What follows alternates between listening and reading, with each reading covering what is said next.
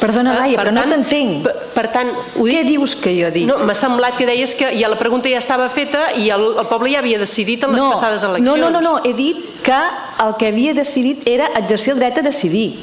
O sigui, jo he dit que els programes incloïen... D'acord. Això és el que he dit des del principi. Doncs ha estat una mala interpretació, potser arran també de la deriva després del debat. En tot cas, amb això hem de ser clars. El dia que es vulgui, això s'ha de fer a través d'una consulta, és el que estem dient tots, no? Ho volem fer a través d'una consulta, que és allà on l'escenari de la claredat sembla que és més fàcil d'aplicar. Doncs treballem tots a la una per invertim totes les energies en fer possible una consulta. I aquí només mana una cosa, la política. I per tant mana una cosa, les actituds. Bé, i la pregunta és, i vostè hi veu prou coratge a la política d'avui amb els actors que tenim, molts d'ells certament mediocres, com perquè a través... No, a veure, és una opinió personal, no? Però vull dir, hi ha un amic meu que diu els polítics d'avui són tots de granja. Diu, tots mengen el mateix pinso i no hi ha ningú que sobresurti una mica, no? No sé si té raó, segurament bona part de raó la té, però vostè hi veu prou coratge a la política d'avui, en els sectors d'avui, com per, en un moment determinat, prendre la bandera d'una gran majoria social i portar el debat realment on s'ha de portar, a concretar alguna cosa, perquè si no és que ens podem passar anys així. Ni els nostres fills ho veuran.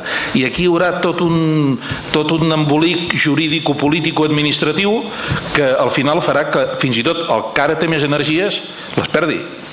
Jo crec que no ens podem enganyar.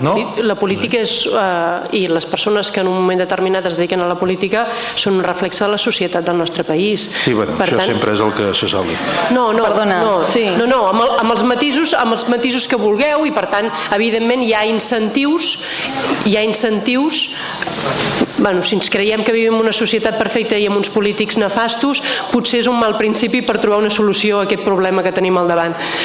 Perquè jo crec... Jo no he pas dit això, jo he dit si vostè veu prou coratge a les institucions, com perquè si el poble pressiona, la gent que ho ha de fer faci el que toca. I és aquest coratge avui? A més, vostè és exdiputada al Parlament, pot parlar amb certa claredat, no? No, jo no soc diputada. No dic, vostè és exdiputada. Sí. I el senyor Ridó també.